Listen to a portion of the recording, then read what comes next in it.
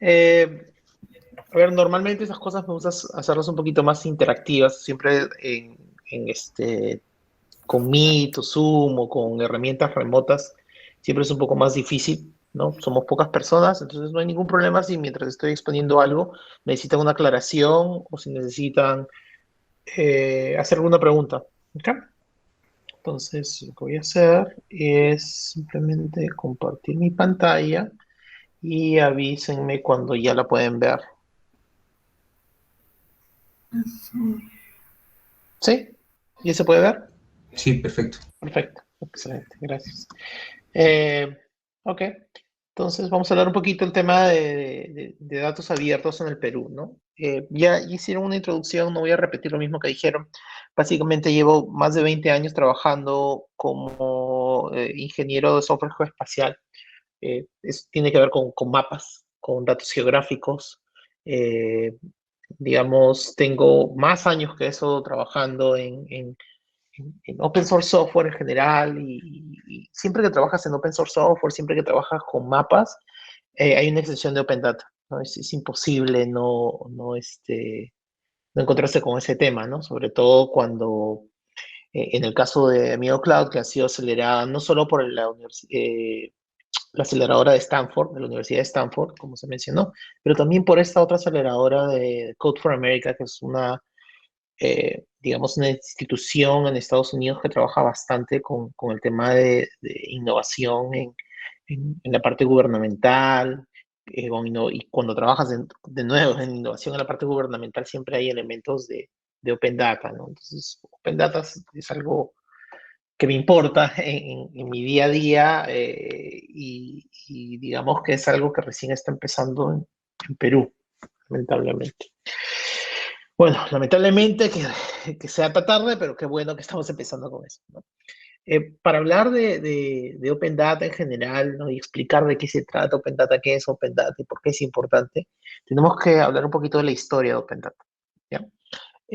Dentro de la historia existe esta ley, el Freedom of Information Act, una ley que estuvo vigente empezó en el 1966 en Estados Unidos y es un instrumento legal que se utiliza para pedir información de transparencia a los gobiernos, ¿no? Al gobierno norteamericano en este caso. Entonces, si el Departamento de Defensa, la parte militar, o la parte de la CIA, que la parte de inteligencia, o digamos, cualquier entidad gubernamental en general, la ciudad, el condado, los alcaldes, en fin, si se quiere saber algo y ha pasado suficiente tiempo para las cosas digamos, seguridad nacional o es algo, digamos, información acerca del catastro, información acerca de infraestructura de la ciudad.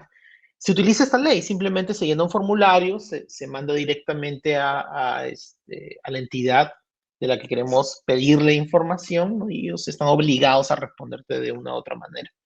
A veces, o sea, la fuerza de esta ley es tan grande que a veces hasta se pueden desclasificar documentos que son clasificados, ¿no? Si se tienen que evaluar cada vez que se hace ese pedido y en general funciona, ¿no? Funciona para recibir información. ¿De dónde viene este FOIA, no? Eh, digamos, es importante entender la cronología de este concepto de Open Government, todo este concepto de gobierno abierto, de qué se trata esto, de dónde viene. Resulta que en el año 53 el presidente Eisenhower, después de la Segunda Guerra Mundial, decide despedir a varios empleados federales. Y se les acusaba de ser, digamos, acuérdense que estamos en la Guerra Fría, estamos después de la Segunda Guerra Mundial, hay una paranoia completa con este comunismo, entonces en general empiezan a despedir a un montón de empleados federales que se creía que eran parte del Partido Comunista en esa época, ¿no? En el año 55, un par de años después, uno de los congresistas demócratas en Estados Unidos les pedía, decía, ok, bueno, vas a despedir a toda esta gente, explícame por qué. Dame información, las pruebas que digan que son del Partido Comunista. Y simplemente el gobierno se niega. No existe una ley que diga que tenga que hacer esto. no existe una base legal, simplemente no lo voy a hacer. Ah, excelente.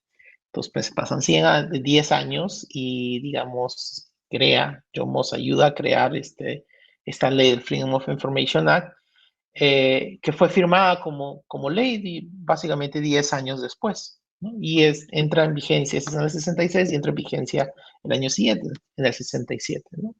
John Moss, el impulsor principal de esta ley de Freedom of Information Act, creía bastante en este concepto de Open Government que dice, ¿no?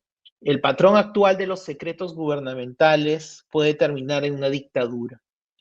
Mientras exista más información pública, nuestra nación será más segura. Entonces, John Moss creía bastante en este concepto de mayor transparencia de cómo funciona nuestro gobierno, hace que nuestro gobierno sea más, que nuestro Estado sea más seguro, ¿no? Este concepto de Open Government, o sea, ¿por qué hace esto? Tiene dos pilares, ¿no? O sea, uno que tiene que ver en transparencia. Tú quieres saber qué es lo que está haciendo tu gobierno, por qué lo hace, cuál es el motivo de estas cosas detrás, para que sean responsables de las acciones que están tomando, ¿no? Si tú no sabes lo que están haciendo, ¿cómo le puedes decir lo estás haciendo bien o lo estás haciendo mal? No puedes, ¿no? Entonces, un gobierno abierto es un gobierno que tiene transparencia para que sea accountable, ¿no? Que tiene responsabilidad, que se hace dueño de sus actos y responsable de esos actos. Poniéndolo en contexto en Perú, ¿no? Nosotros tuvimos un tema con la pandemia muy complicado. Llegó el 15 de marzo la declaración de estado de emergencia nacional y inmediatamente cuarentena para todos, ¿no? Encerrados en nuestras casas, ¿no? La pregunta durante todo este periodo, ¿no? Era, ¿cuál era el rol de Open Data dentro de esto? O sea, ¿por qué me estás hablando de estas cosas que tienen que ver con Open Data? Bueno, resulta que los números que teníamos en esa época no eran publicados. Entonces, este concepto de transparencia de tus datos, de qué está haciendo el gobierno, no existía prácticamente. Simplemente te meto a tu casa, te quedas ahí, no te voy a decir exactamente qué es lo que está pasando, ¿no? Y una manera de construir algo, un elemento fundamental de un gobierno que está digitalizado, de una nación que está digitalizada, es este concepto de Open Data. Open Data te ayuda a generar transparencia en tu gobierno, ¿no? Y es una idea muy simple, ¿no? Es la idea de que algunos datos, en este caso datos gubernamentales, deberían de ser accesibles libremente para usar, publicar y hacer lo que se te dé la gana con eso, ¿no? Es, en este caso, estamos hablando de Open Data de la pandemia. Entonces, ¿qué son Open Data de la pandemia? Bueno, ¿dónde están los casos? ¿Cuántas defunciones hay? ¿Cuántos casos positivos son? ¿Ha muerto alguna persona? O sea, cosas importantes, ¿no? Si el gobierno te está quitando el derecho de moverte libremente en tu propio país, si el gobierno te está quitando el derecho de abrir tu negocio, ¿no? De que puedas trabajar, de que puedas salir de tu casa. Entonces, es en esos momentos donde la transparencia es mucho más importante, ¿no? Donde se puede recalcar la necesidad de entender, ¿no? ¿Qué es lo que está pasando? Para que algo sea... Aquí hay dos puntos importantes, ¿no? Estamos hablando de patentes y estamos hablando de mecanismos de control. Lo voy a aclarar un poco. El concepto de datos abiertos, Open Data, ¿no? Significa que me tienes que informar, me tienes que dar directamente información de qué estás haciendo como gobierno. En el caso de la pandemia, eran los casos de COVID, ¿no? Pero digamos, hoy día, ¿qué cosas pueden ser consideradas datos abiertos? Tal vez las visitas al presidente, tal vez las visitas a las PCM, ¿no? Hay un portal de transparencia, pero la pregunta es, ¿son datos abiertos? Y vamos a hablar acerca de eso. Eh, o, por ejemplo, cómo los gobernantes están gastando el dinero de los presupuestos, ¿no? Sea de la alcaldía, o sea, ayuda a atacar este tema de corrupción, que es tan, digamos, es un cáncer que tenemos en nuestro país, ¿no? En Perú, lamentablemente. Para que algo sea datos abiertos, necesita tener dos requerimientos específicos, ¿ya? El primero es que tiene que ser técnicamente abierto. ¿A qué me refiero con esto? Significa que tiene que estar en un formato que sea accesible y consumible, un formato estructurado, ¿no? Que me deje combinarlo con otras cosas que pueda bajarme. Es un archivo, digamos, en TXT de texto que me lo puedo bajar. Y cuando estoy hablando de que sea técnicamente abierto y cuando estoy hablando de los formatos, significa que tú no me puedes dar un archivo de Tableau, no me puedes dar un archivo de, en un software que necesito comprar y pagarle a alguna empresa para poder utilizarlo. Esos no son datos abiertos. Si yo te doy un archivo de Microsoft Word, no es datos abiertos. Tiene que estar un archivo de texto simple. ¿Por qué? Porque si tú me lo das en archivo de Word, significa que quieres que yo compre software a Microsoft de Word para poder abrirlo. Ya me estás haciendo una restricción.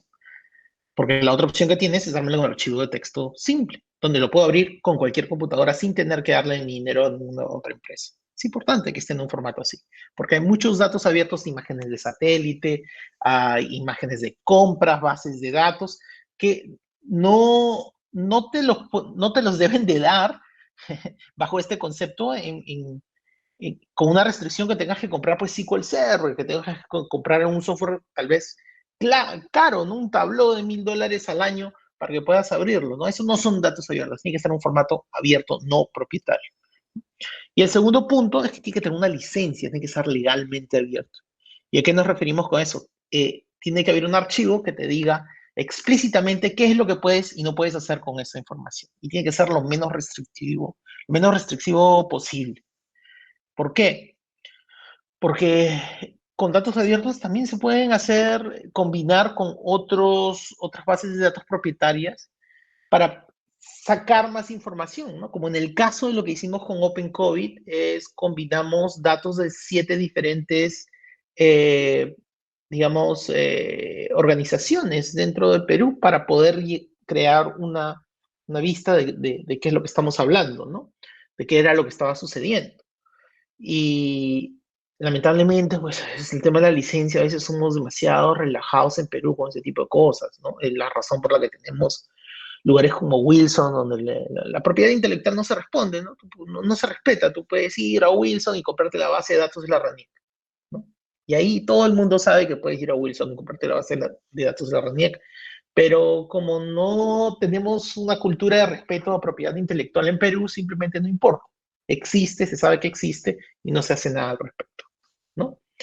Eh, ¿Por qué? ¿Por qué necesito esta licencia? Porque en otros países donde sí se respeta la propiedad intelectual, se hacen negocios, a veces con datos abiertos, ¿no? O sea, un ejemplo, creo que el más claro que más gente entenderá es que si tú no tenías datos abiertos del censo de calles en Estados Unidos, nunca hubieras tenido Google Maps, ¿no? Google Maps, Waze, esas son herramientas que fueron creadas inicialmente basados en puros datos abiertos de diferentes países, ¿no? Los datos de las calles del censo de Estados Unidos, el censo de Alemania, en fin, todos combinados, datos abiertos para crear la base de Google Maps, que produce miles de millones de dólares de ingreso a, este, a Google, ¿no? Un negocio completo basado en datos abiertos, no existe absolutamente nada malo con eso, ¿no? Y lo mismo te puedo decir hay muchas empresas que que valen miles de millones de dólares, que están basadas en imágenes de satélites de datos abiertos. Datos abiertos no solo es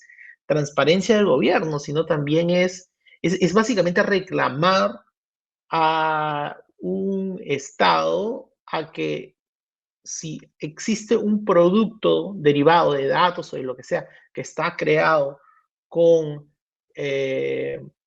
dinero del Estado, es de todos, ¿no? No es propiedad del Estado, es propiedad de todos. Todos somos parte del gobierno, todos somos parte del Estado peruano, ¿no? Entonces, es nuestra información y es pedir derechos acerca de libérame lo que ya es mío, ¿no? Tenemos que pensarlo literalmente de esa manera. Sabiendo que existen esos dos requerimientos, ¿no? Es técnicamente abierto, legalmente abierto, les hago la pregunta, ¿no? Este archivo, esta es una imagen de cómo el MINSA publicaba la situación de COVID, ¿no? El año pasado, les pregunto, ¿no? ¿Son o no son datos abiertos? Bueno, hay datos, ¿no? Hay números de personas muestreadas, casos confirmados, altas hospitalarias, ¿no? Pero regresemos a la definición, ¿no? ¿Está en un formato que puedo consumir? No, es una imagen, es una visualización de algunos datos. No puedo agarrar esto y mezclarlo con otras cosas, voy a tener que tipearlo, ¿no? Tipearlo o aplicarle algoritmos de inteligencia artificial. Otros países tienen planes completos, estratégicos, nacionales, de cómo se manejan los datos y cuál es el plan nacional de datos abiertos y este tipo de cosas. Nosotros ni siquiera, no tenemos un plan, ¿no? No tenemos una organización que coordine con todas las entidades. Lo más cercano que tenemos es Secretaría Digital, que maneja el portal de datos abiertos, ¿no? Con una organización pues que hace lo mejor que puede con los presupuestos que tiene, pero que no es suficiente no tiene suficiente presupuesto para manejar un país, ¿no? Eh, Regresamos un poquito a esta fecha, ¿no? El 21 de mayo del año pasado, donde el Portal Nacional de Datos Abiertos, Perú, ¿no? Publica los casos positivos, ¿no? Los casos positivos de MINSA. Esto, que para algunos no entró en su radar, realmente radicalmente cambia la estructura de cómo empezamos a manejar la pandemia en el Perú, para algo mejor, ¿no? ¿Por qué? Porque a pesar de no poder tomar decisiones basadas en esos, lo que sucedió fue que empezaron a publicar información de casos positivos, información de SINADEF, de muertes, que luego resultó que fue el catalista para saber de que había unos problemas con cómo estábamos contando esas defunciones. Eh, y les hago la pregunta, ¿no? ¿Estos son datos abiertos? Y la respuesta es, bueno, sí, me puedo descargar un archivo de CSV, un archivo de texto, entonces ahí está el botón, check, está en un formato de datos abiertos. ¿Tiene una licencia? Sí, ahí hay un link que te dice que la licencia está en Open Data Commons Attribution License, una licencia súper liberal, una licencia muy apropiada para datos abiertos, una licencia estándar mundialmente, ¿no? Que se utiliza para este tipo de cosas. Perfecto, check, check, estos son datos abiertos. ¿Cuál fue el resultado? Que el día siguiente empezamos a ver un montón, una explosión de este concepto de citizen science, ¿no? Gente como yo, como Patrick Vicar, como Rodrigo Parra, Juan Carvajal, Víctor Sánchez, toda esta gente, digamos, empezó a analizar esos datos y hacer visualizaciones de lo que estaba pasando y las diferencias entre las diferentes direzas y las jerezas y lo que decía el MINSA y las tendencias y los números, ¿no? Eso se llama citizen science, es ciencia de ciudadanos. Hay gente que no tiene nada que ver con el gobierno, ¿no? Pero que sabe utilizar información, sabe programar, sabe manipular datos y básicamente aquí es donde empieza a salir la información acerca de lo que estaba pasando en la pandemia. Sin datos abiertos no hubieras tenido nada de esta explosión. Y esta explosión fue la que empezó a alimentar las cifras correctas a todos los medios de comunicación. Al punto que los medios de comunicación, en vez de ir al MINSA, a los canales oficiales que no estaban dando suficiente información, iban a los ciudadanos a preguntarles qué es lo que está pasando con la pandemia. ¿Por qué? Porque los ciudadanos estaban combinando pues su salud para saber dónde estaban las camas UCI, con datos de Google Maps para mapearlos, con datos de las direzas, recopilando datos de las direzas, de todas las direzas, de todas las jerezas, digamos, diferentes puntos de input, ¿no? Que el mismo gobierno no lo hizo. No lo estaba haciendo, hasta recién lo empezó a hacer este año. No, pero antes de eso no lo hacía. Entonces, la vista que los ciudadanos estaban creando sobre la situación de la pandemia, que tenía que ver con la cantidad de oxígeno. ¿Dónde hay oxígeno? ¿Dónde no hay oxígeno? ¿Dónde hay camas UCI? ¿Dónde no hay camas UCI? ¿Dónde es que la pandemia está impactando más esa semana?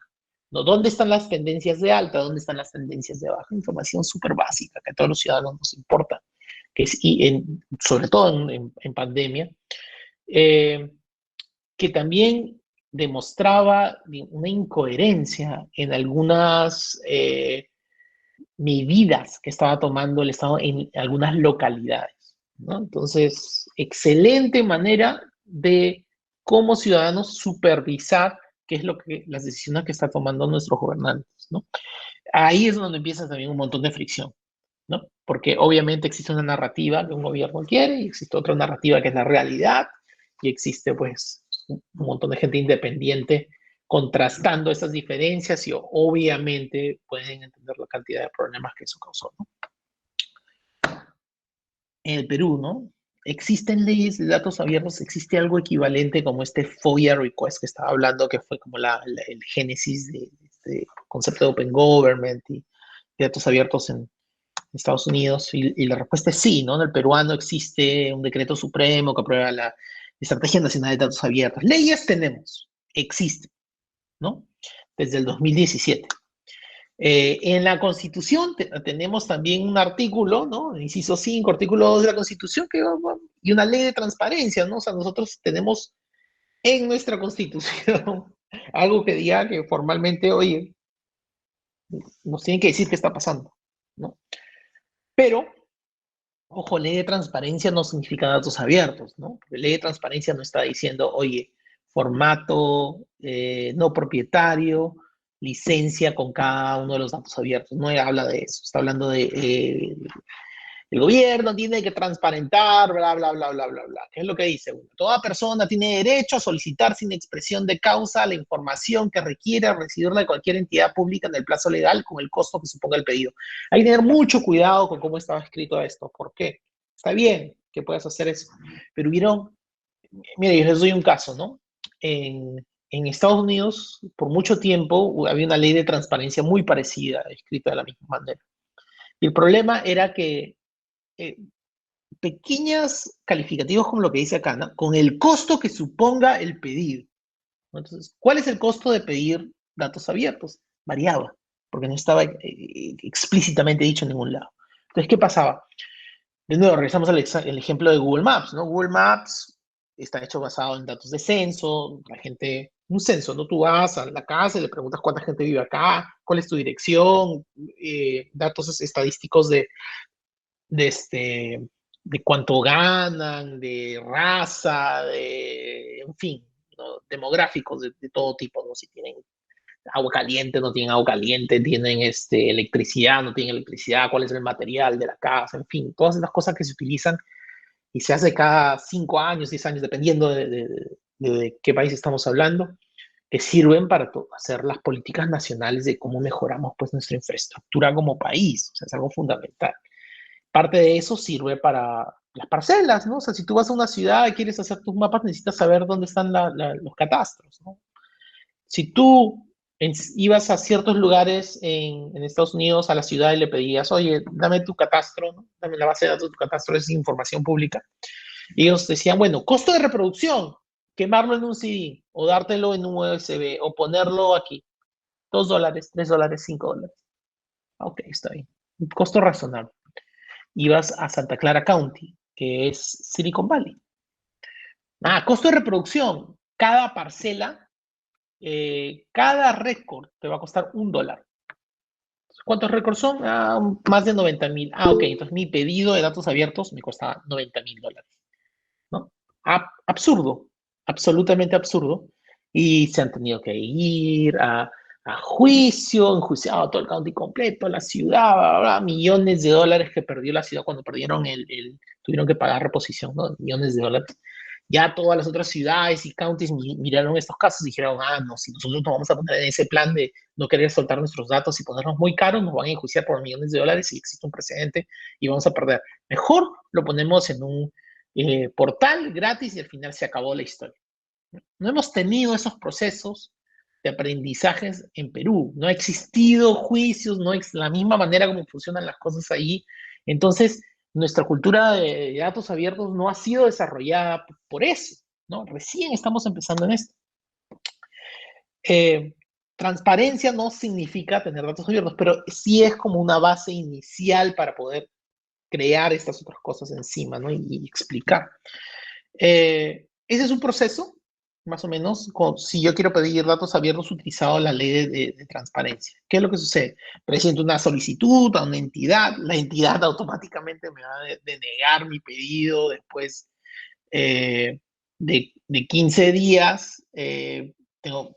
Básicamente luego hago un recurso de apelación, la entidad recién empieza a revisar mi pedido y puede decir que sí o que no, y tiene 10 días hábiles para resolver ese pedido, ¿no? O sea, es un proceso completo que ya está, eh, lamentablemente, estandarizado, es la palabra que voy a utilizar para eso, donde te deja pedir estos datos abiertos, pero pues está lleno de normas legales y honestamente a nosotros ingenieros como no nos interesa hacer la parte legal, ¿no? O sea, nos interesa tener los datos, el resto del proceso es aburrido, burocrático y es más, si has hecho ingeniería en un país fuera de Perú, esta es como tu tortura absoluta porque sabes que las cosas no funcionan así en otros países. ¿Y qué es lo que ha sucedido? Bueno, hay ahora herramientas como Pidela.info de esta entidad de hiperderecho que ha automatizado todo este proceso, ¿no? Entonces yo voy ahí, elijo la entidad, digo cuál es el pedido y ellos se encargan de mandar las cartas de pedido, de recibir la negación, de hacer la apelación, lo tienen automatizado. Yo solo lleno mi formulario en Pidela.info, espero mis días y ¡pum! Me llegan los datos, ¿no? Esto lo hace fácil y accesible. Es lamentable que exista, es excelente que exista. Lamentable porque no debería ser un proceso tan burocrático. Excelente porque alguien se ha hecho el trabajo de hacerlo amigable, ¿no? Pero aún así, dentro de nuestros, digamos, dentro de nuestro entidades gubernamentales no se entiende. O sea, no entienden, por más que existan leyes de transparencia, por más que esté en la Constitución, por más que tengamos leyes de datos abiertos, por más que, o sea, no hay una entidad que esté fiscalizando que esto se respete y si dentro de las mismas entidades estatales eh, no tenemos, digamos, un entendimiento de qué se trata, recibimos respuestas como esta, ¿no? Esta es una consulta que estaban pidiendo utilizando la ley de transparencia, bla, bla. Necesito esta información en archivo Excel, por favor. ¿Por qué? Porque no quieres una imagen, no quieres escribir un script para extraer todo esto de diferentes bases de datos. Estás pidiendo información específica al Viceministerio de Justicia, ¿no?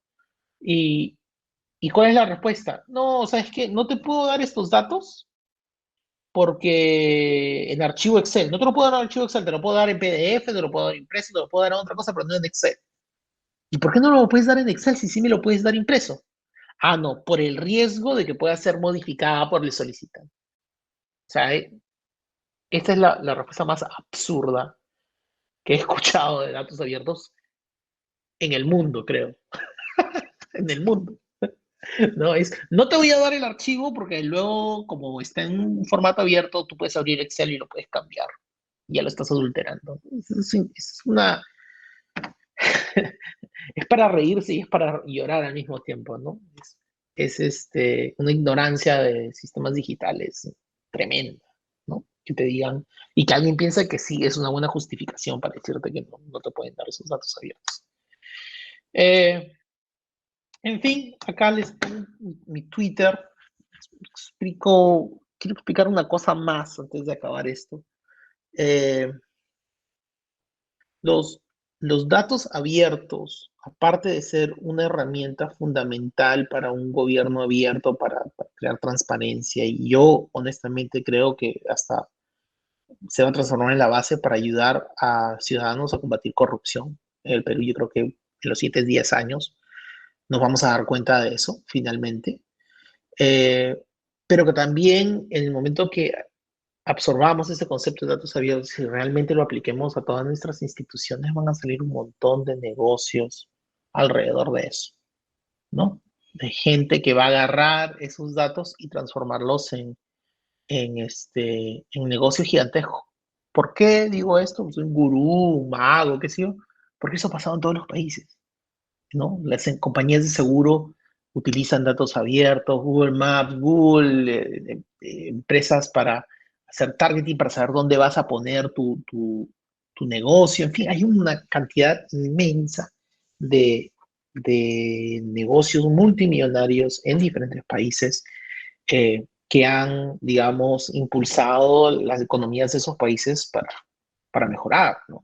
Nosotros en Perú, por ejemplo, para manejar los incendios, SERFOR, ¿no? Manejar los incendios forestales en cualquier parte del mundo, utilizan imágenes de satélite para mirar ese tipo de cosas, ¿no? Y esas imágenes de satélite ni siquiera son imágenes de nuestro satélite, el satélite peruano, no son imágenes de datos abiertos de los satélites de Estados Unidos o de Europa, que me parece absolutamente rayado, ¿no? Como un país, otro país que no tiene nada que ver con el otro, está consumiendo los datos abiertos de otros países para funcionar como está, ¿no? A pesar que tiene sus propios recursos, o sea, nosotros consumimos imágenes de satélites de toda Europa, de Estados Unidos, de diferentes lados, pero teniendo nuestros propios satélites nos los ponemos como datos abiertos para nuestra propia ciudadanía. Entonces ahí hay un montón de temas culturales y cosas que debemos de pensar cómo cambiar, que van a cambiar en los siguientes 10 años y vamos a ver un boom, ¿no? Totalmente relacionado con este tipo de cosas. Eso es todo lo que tengo ahora. No sé si es que hay algunas preguntas.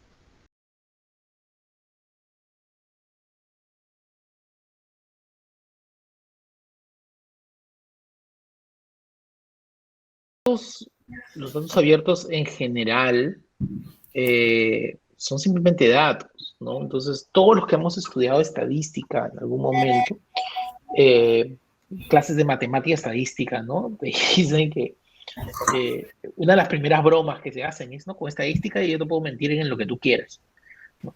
Tienes datos, existen, digamos, técnicas donde tú puedes manipular y reinterpretarlos de diferentes maneras. Entonces, lo siguiente que aprendes es cómo interpretar esos datos. Lamentablemente, cuando existen datos, de cierta manera, y hay una persona que no está entrenada en cómo interpretar esos datos específicamente, a veces llega a conclusiones distintas, ¿no? Y claro, como te enseño un Excel o una cosa, ya está sustentado. Hay que tener mucho cuidado de cómo se interpretan esos datos. En una sociedad de datos que ha, digamos, aceptado datos abiertos, digamos que ya no tienes un solo ojo, sino tienes varios ojos de varias personas mirando esto al mismo tiempo. Eso hace más fácil crear narrativas incorrectas. Porque eso sucedía, ¿no? Si yo tengo todos los datos y no te estoy enseñando, solo te enseño los resultados, como por ejemplo el tema hablando del lado de la pandemia, ¿no? Estudios de seroprevalencia. ¿Qué me dicen los estudios de seroprevalencia? Los estudios de seroprevalencia me dicen cuánta gente se ha infectado. O sea, es un estudio y te dicen, mira, más o menos este es el porcentaje de gente que se ha infectado con COVID. En esta zona, en esta zona, en esta zona. ¿No? Haciendo un estudio después, ¿no? O sea, si yo quiero saber cuántos peruanos están infectados con COVID o han sido afectados en cierto momento, hago un estudio de cero prevalencia y hago una estimación. Tuvimos un estudio de cero prevalencia el año pasado, en teoría tuvimos, ¿no? Donde solo enseñaban los resultados, pero no te enseñaban los datos detrás, entonces nadie podía decir si era verdad o no. Y se utilizaba como si fuera un hecho, ¿no? Entonces mucha gente se ha criticado eso, ¿no? Porque simplemente no me puedes enseñar los resultados, me tienes que enseñar todo el procedimiento completo y los datos y bla, para que yo pueda evaluar si lo que has hecho es correcto o no. Entonces, si quieres mentir, evitas la transparencia, no publicas los datos, das los resultados y mientes todo lo que y la gente te va a creer. Lamentablemente, también tenemos un problema cultural de criticar a nuestro, no criticamos suficientemente ciertos temas de nuestros gobiernos, ¿no? A veces no luchamos por nuestros derechos. Un ejemplo que puedo dar acerca de eso es, yo estaba viajando bastante, ida y vuelta, a Estados Unidos. Y cada vez que viajaba en cierto momento de migraciones me decía firmar un documento que me decía, sí, ¿sabes qué? Era requerimiento para volver a entrar a Lima. Le estoy dando permiso al gobierno para que me traquee mi celular. No, loco, ¿cómo voy a firmar eso? Pero era requerimiento para volver a entrar en migraciones. ¿Y por qué están locos? Porque no tenía una fecha cuando terminan de poder traquearte. Y estamos tan informales con eso que simplemente, no importa. O sea, técnicamente, si regreso a Perú, como ya he firmado algo, me podrían traquear por el resto de mi vida, porque hay un documento que no ha dicho que hay una expiración, ¿no? Pero Migraciones no te lo va a aceptar no te va a hacer entrar a menos que lo firmes. Entonces, eso digamos, son en la cultura del papelito. Aceptamos que tenemos que poner y firmar y llenar los documentos y los procedimientos, pero no aceptamos por qué está ese documento. O sea, si realmente se necesita hacer ese trámite, cuál es el propósito de existencia de ese trámite, ¿no? Y esas son las críticas que debemos hacer cuando se nos presentan datos ya masticados sin las pruebas detrás, o cuando nos hacen llenar formularios por gusto, ¿no? O sea, hasta que empecemos a aprender a luchar por nuestros propios derechos, los datos abiertos en un gobierno digitalizado son nuestros derechos, vamos a tener este tipo de problemas, ¿no?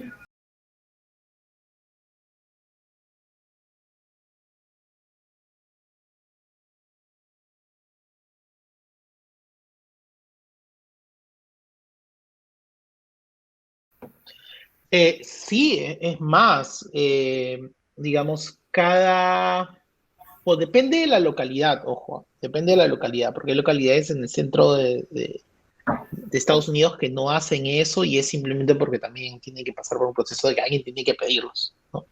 Eh, pero sí, o sea, el gobierno federal, por ejemplo, tiene un IT dashboard donde sale un breakdown de todos los gastos que están haciendo, ¿no? Y cuánto están gastando y en qué están gastando, y qué sé yo. Cada localidad también publica esa información, ¿no? Lo que pasa es que también en el caso de Estados Unidos es tan grande que a veces que hay una distinción en lo que son gastos federales, todo absolutamente publicado, sí puedes encontrar eso. Eh, pero la parte estatal, digamos que cada estado es un estado independiente, casi como un mini país, ¿no?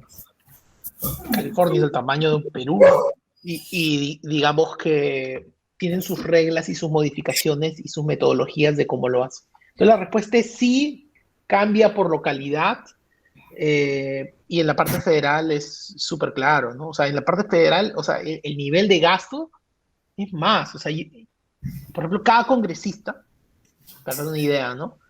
Antes de hacer un trade, hacer un cambio de voy a enseñar esto. Creo que lo mejor que puedo hacer dos cosas, ¿no? Por ejemplo,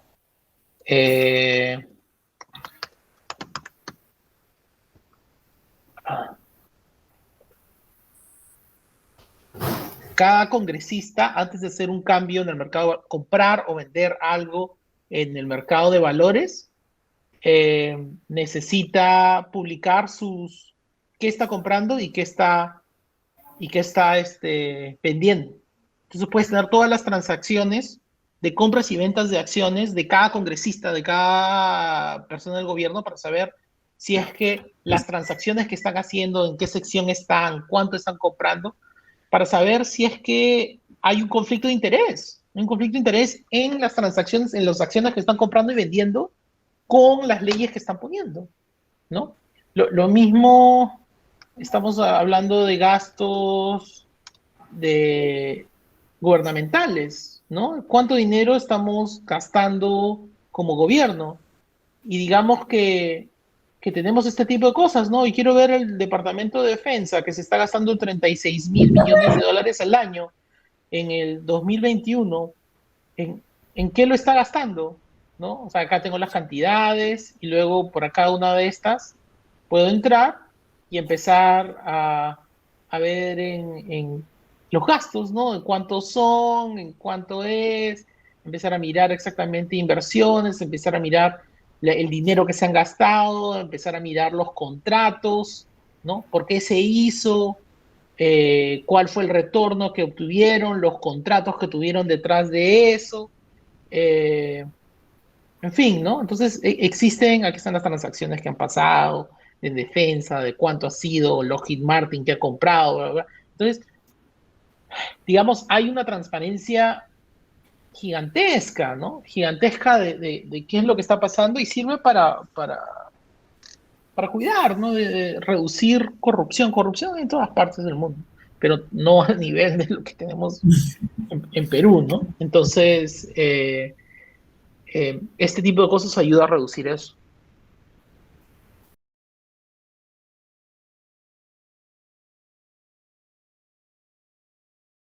Sí, claro. Mira, ahí existen leyes de protección de datos, ¿no? En Perú también, en otros países también, ¿no? Entonces, ahí viene el tema de, por ejemplo, GDPR, ¿no? Que son las leyes, digamos que primero en Europa, ahora en todas partes. California tiene algo parecido, que te dicen cuánto tiempo se puede quedar, o sea, tus derechos, de nuevo, en gobierno digital, parte de tu propiedad son derechos sobre datos sobre ti, ¿no? O sea, tus datos son tu propiedad y cuando tú se los pasas a otra empresa, la pregunta es, ¿qué es lo que puede hacer esa otra empresa con tus datos? Es tu información, cuándo naciste, dónde viviste, bla, bla, bla, todo ese tipo de cosas. Que, digamos, si tienes datos médicos, todavía es más delicado, ¿no? ¿Qué enfermedades tienes, cuántas has tenido? En fin, y, y eso está reglamentado con mucha delicadeza en los datos de GDPR de Europa que se están esparciendo para el resto del mundo. Eh, o sea, mira, yo desde que empecé a estar más tiempo en Perú, por alguna razón he empezado a obtener un montón de propagandas. Propagandas de seguros, propagandas de bancos, propagandas de ese tipo de cosas. No se lo he dado a nadie y no existe un mecanismo en el que yo me pueda quejar de por qué me los están mandando. En otro lado, le mando una carta, le digo, brother, me sigues mandando esto, te voy a enjuiciar. ¡Pah! Desaparece, ¿no? Pero Perú no hay, casi tierra de nadie, ¿no? Entonces, es más, en tu celular existe un mecanismo de cómo, de qué son mensajes apropiados, ¿no? O sea, me mandas un mensaje de propaganda, me aparece ahí, ganaste no sé cuánto, y qué son mensajes no apropiados. Un mensaje no apropiado es esos mensajes de emergencia, esos mensajes que llega un SMS y se pone encima de tu celular mientras que lo estás utilizando. Yo puedo estar utilizando WhatsApp, y me sale un mensaje que me cubre todo mi celular y me dice, nueva propaganda de Entel, consigue un nuevo celular. Eso es totalmente ilegal en otros países, absolutamente ilegal, porque estás agarrando mi dispositivo y me estás tirando una propaganda que está cubriendo absolutamente todo lo que puedo hacer. Esa metodología existe para emergencias. Si está viniendo un tsunami, si están viniendo este otro tipo de cosas donde llega y el gobierno te tiene que informar rápidamente, oye, tienes que salir, hay un incendio, hay bla, bla, un desastre natural, un huaico, lo que sea, ellos tienen esa capacidad de ir a la empresa de telecomunicaciones y decirle, oye, mándale un mensaje de emergencia que se ponga en todo el celular para decirle, corre o hace esto, dar mis instrucciones. En situaciones de emergencia. Ya en Perú los utilizamos para propaganda de Entel, ¿no? Entonces, es casi, es ofensivo, honestamente para mí es ofensivo cuando cuando entiendes de cómo se abusa este tipo de cosas. Entonces, ¿tenemos leyes como GDPR? Seguro que sí. ¿Tenemos leyes de protección de datos? Seguro que sí. ¿Tenemos leyes de protección de datos médicos, que son los que normalmente son los más frágiles en otros países? Probablemente sí, pero aún así, explicando esto, ¿no? Existe una ley que se llama HIPAA en Estados Unidos. ¿Qué significa? Que si yo tengo datos de carácter médico, ¿no? Son tus datos acerca de información médica tuya, tu tipo de sangre, dónde vives, datos privados. Eso existe, o sea, una certificación y un procedimiento que cualquier empresa que tiene datos médicos tiene que pasar, que si tú malogras una cosita, o sea, te meten un juicio que vas a perder millones y millones de dólares y vas a dejar de existir, ¿no? Entonces tienes que ser muy cuidadoso con datos médicos de HIPAA. Mira, en la pandemia yo encontré archivos de peruanos, todos los peruanos que han tenido un COVID en Google Drive, que alguien se equivocó y lo dejó como archivo público y cualquier persona con una mínima cantidad de conocimiento de tecnología podía ir y encontrar, uy, encontré el archivo de Excel que tiene la data de toda la gente que ha tenido COVID, que se ha muerto de COVID, con su nombre, dirección, celular, número de contacto. O sea, eso sería un escándalo de violación de datos de HIPAA en Estados Unidos, un escándalo absurdo, o sea, gigantesco, ¿no? En Perú decíamos, oye, hemos encontrado este archivo, disculpa, right click, y lo hace privado y lo pone en otro Google Drive, y ahí acabó la historia, ¿no? Entonces, La, la pregunta inicial ahí, la fundamental es ¿quién fiscaliza esas cosas? ¿No? ¿Quién fiscaliza? ¿Quién? Las leyes están, o sea, ¿quién se asegura de que se cumplan? Y disculpa si sueno negativo, pero es que en Perú somos los reyes de la impunidad, ¿no? O sea, tenemos presidentes que se vacunan sin avisar a las otras personas, no les pasa nada, ¿no? Y al final salen más votados. En fin, entonces pasamos por estos procesos. O sea, Perú es el país de la impunidad, ¿no? Lamentablemente necesitamos entidades que fiscalicen, que sean más fuertes, ¿no? No solo en datos abiertos, sí los necesitamos en datos abiertos, no en propiedad intelectual, sí los necesitamos en propiedad intelectual, pero también en otras cosas más obvias, ¿no? Sí, eso es lo caso. Eso a mí me parece lo caso. Es una buena pregunta y no tiene justificación. O sea, honestamente, no tiene justificación. La razón, o sea, si vas a escuchar justificaciones del Poder Judicial en general acerca de ese tipo de cosas, es no lo tenemos digitalizado y no tenemos recursos para digitalizarlo. Esa va a ser la excusa que vas a escuchar. ¿Ya? No es necesariamente correcto siempre, a veces sí lo es, ¿no? En algunas localidades sí lo es, en otras localidades no lo es, pero, pero no debería de ser. No sé cómo decirlo. O sea, a mí me parece absurdo que puedes caminar por Wilson y puedes encontrar la lista en papelitos, ¿no? Con precios al costado. A ver, ¿quieres la lista de usuarios de Entel? Acá está. Usuarios de BCP, VIPs de diferentes entidades Perú, no puedes comprarlas. 20 soles, 30 soles, 40 soles. O sea, ¿qué privacidad de datos hay ahí? No existe, ¿no? Entonces, al final, para uno mismo protegerse, simplemente no les das la información. Te piden, oye, necesito que llene el formulario. No te voy a dar eso, no te lo voy a dar, simplemente. ¿Por qué? Porque no quieres que aparezca en una base de datos en Wilson, ¿no? Y, pero tienes algo que esconder, que no es que tenga algo que esconder, no tengo absolutamente nada que esconder. Pero el que no la debe, no la teme. No, es mi información, no te la quiero dar, es mía, ¿no? O sea, no quiero que sea información pública. Y no confío en todas estas entidades en que la manejen correctamente porque sé cómo las estamos utilizando y todavía no tenemos entidad estatal que te proteja de este tipo de cosas. No hay un recurso. O sea, puedes decir, puede haber ministerio, bla, bla, bla, ¿no? No existe, ¿no? Hasta que estas fiscalizaciones de estas leyes existan, va a ser más difícil, ¿no? Implementar.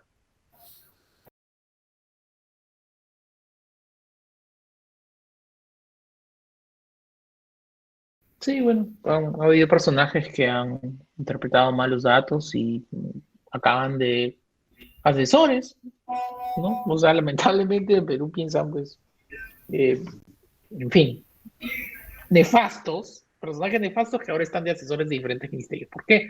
Porque dieron la narrativa que la gente, que ese partido quería en ese momento, ¿no?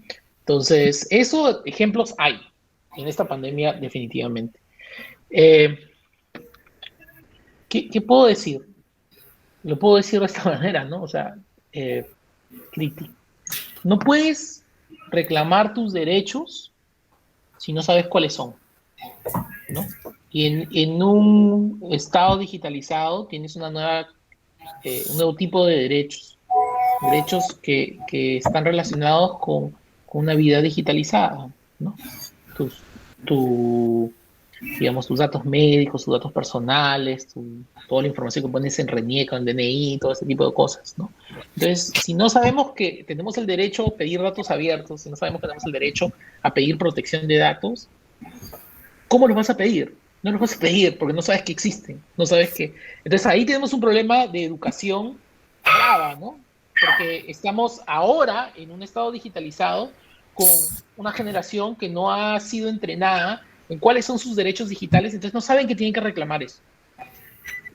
Agrégale a eso que estamos, ya no sé cuánto tiempo de gente sin el colegio, o sea, los chibolos no están yendo al colegio, ¿no? En el resto del mundo, y estoy en California, todos los niños están yendo al colegio, ¿no? Pero en Perú tenemos como que hemos tenido un golpe tan fuerte de la pandemia y tenemos una psicosis de cómo manejar la pandemia, a pesar que estamos en el punto más bajo que hemos tenido desde que empezó la pandemia. O sea, si existe un momento para abrir colegios, es ahora. Tenemos una generación, varias generaciones que están 2 años sin colegio. O sea, ¿cuál va a ser el pensamiento crítico que le vas a enseñar a esos niños si es que ni siquiera están yendo al colegio? ¿No? Entonces, peor, estamos haciendo esto peor. ¿No? Es súper triste, pero vamos a tener pues, problemas en el futuro por cómo estamos manejando el sistema de educación, ¿no? Teniendo los casinos abiertos, prioridad. O sea, Perú es uno de los raros casos donde le dan prioridad a todo y al final está lo de los niños. Y dicen, no te preocupes, el próximo año vamos a abrir de nuevo. ¿No? Estamos en octubre, están diciendo eso desde hace tiempo. Pésimo, ¿no? O sea, esos colegios debieron estar abiertos hace rato. En los países civilizados, disculpa que lo diga de esa manera, pero primero abren los colegios y luego abren el resto de cosas. No tiene sentido abrir un restaurante, o sea, no tiene sentido abrir un concierto, un cine antes que un colegio. No tiene sentido. ¿No? Pero todavía no estamos reclamando ese tipo de cosas y la gente se asusta. No, pero los niños se van a, ¿cómo los vas a desinfectar? Las manos y se van a tocar los ojos. El COVID no te viene por las manos y los ojos. Muy rara vez viene por los ojos, es rarísimo, ¿no? Ese aire, sabemos que es aire, ¿no? Pero todavía tenemos como que todos estos, el, ¿qué le puedo decir? Tenemos todos estos rituales, ¿no? Para entrar a este establecimiento necesito que poner mis pies encima de lejía. ¿Para qué? No tiene sentido. No, absolutamente no tiene sentido. Sabemos desde el año pasado que no tiene sentido. Parte de los protocolos, ¿no? Parte de la cultura de papelito, ¿no? Lo mismo sucede te miden la temperatura. ¿Cuántas personas han visto que los paren cuando les miden la temperatura? ¿No? O sea, si la temperatura me sale 34 cuando me están midiendo, ¿para qué me sirve eso? No tengo 34. Entonces, ya, clic, párate en el papel. Pensamiento crítico al tacho, no tiene nada que ver, que no, es un procedimiento que no sirve para nada. Pero eso sí está establecido y abrir los colegios, después vamos a ver eso. Es de locos, absolutamente de locos, ¿no? Pero sí es mi querido Perú.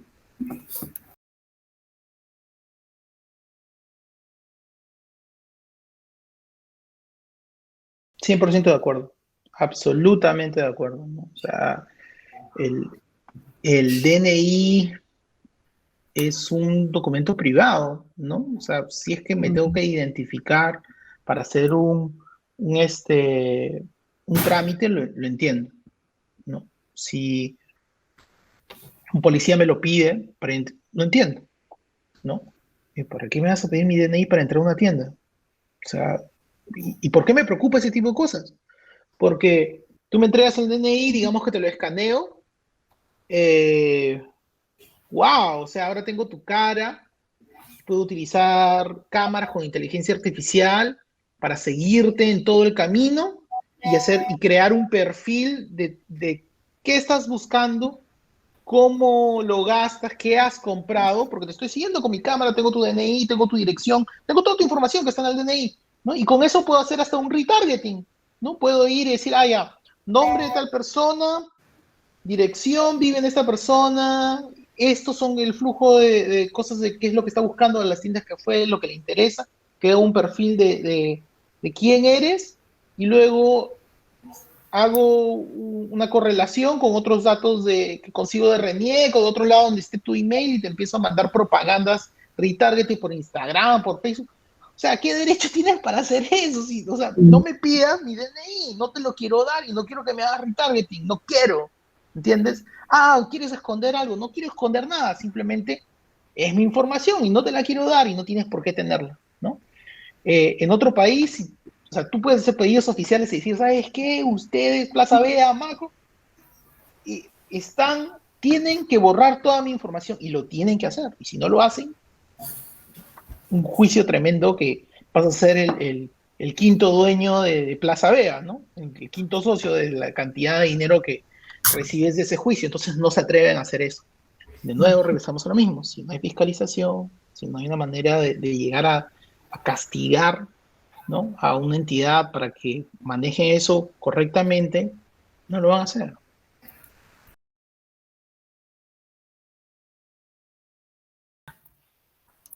No, mira, o sea, los datos abiertos son una caja de Pandora, ¿no?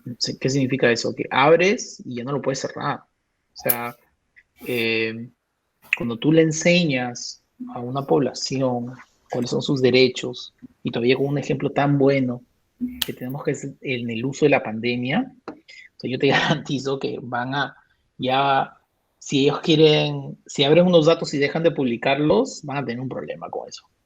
No, no solo por mí, que igual yo estaría fastidiando en todas las redes sociales, pero ya hay un montón de gente que entiende cuál es el impacto y un montón de gente que se, digamos, protestaría fuertemente acerca de estas cosas, ¿no? Entonces, el tema de los datos abiertos ahorita está debajo de Secretaría Digital y lo que han estado haciendo, o sea, si tú miras los portales de datos abiertos el año pasado con el portal de datos abiertos ahora, es una diferencia brutal. O sea, antes tenían 13 fuentes, 13 data sources de datos y ahora tienen como ciento no sé cuántos. Ha explotado. ¿No? Hay datos de un montón de cosas, todas las compras de COVID, hay un montón de información ahí que la gente no está utilizando, pero digamos que Secretaría Digital ha ido empujando, empujando, empujando, empujando, poniendo datos abiertos y, o sea, imagínate qué pasa si es que viene un presidente, un premier nuevo y dice, oye, vamos a cerrar esto, va a recibir un castigo total, ¿no? Entonces, digamos que ese pedazo ya se abrió la caja de Pandora. Ahora lo que significa es qué entidad va a estar a cargo de eso a largo plazo. Están hablando actualmente de un Ministerio de Ciencias, de Tecnología e Innovación que en lo personal yo sí pienso que es una buena idea, pero en lo práctico de cómo están hablando de implementarlo pienso que no lo están haciendo bien. Eh, entonces, pienso que sí debería de existir una entidad gubernamental más fuerte, que, o sea, que sea Secretaría Digital mezclado con un Concitec y otro tipo, y el pedazo de emprendimientos de Ministerio de Producción, yo sí creo que debería existir algo así. Que no sea solo Concitec, que no sea solo Secretaría Digital, que no sea solo Startup Perú o Innovate Perú del Ministerio de Producción, pero que sea una combinación de esas cosas, ¿no? Eh, Va a suceder, ¿no? Va a suceder. Ojalá, ojalá que no malogren la construcción de este Ministerio de STI, porque sería desastroso para esa meta de realmente tener una entidad fuerte que empuje tecnología, datos abiertos, estas cosas. Y es muy probable que la vayan a malograr, que no lo van a hacer correctamente, ¿no? Pero si se logra hacer correctamente, entonces tenemos ya ahí un camino y una entidad para empujar todo este tipo de temas eh, al, para mejorar el estado, ¿no? Y si lo malogran, vamos a tener que ver qué es lo que vamos a crear.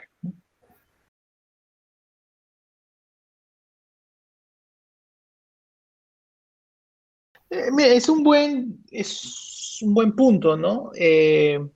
Pienso que es digamos que en pasos, ¿no? O sea, primero tienes que tener los datos. No vas a poder tener la interpretación sin tener los datos. Entonces tienes que solucionar el problema de los datos. Y luego viene el problema de interpretación.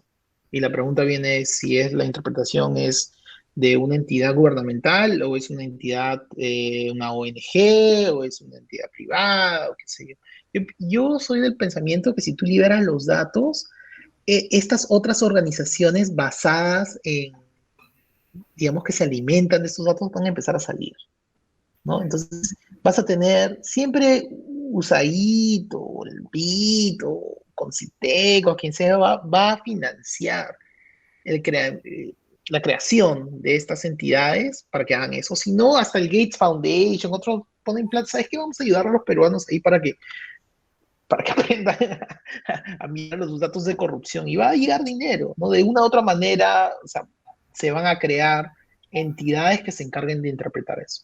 Obviamente que también el sector privado va a tomar esa información, ¿no? Si les conviene, si pueden tener un retorno de inversión, ¿no? En medios de prensa tenemos un poco complicado.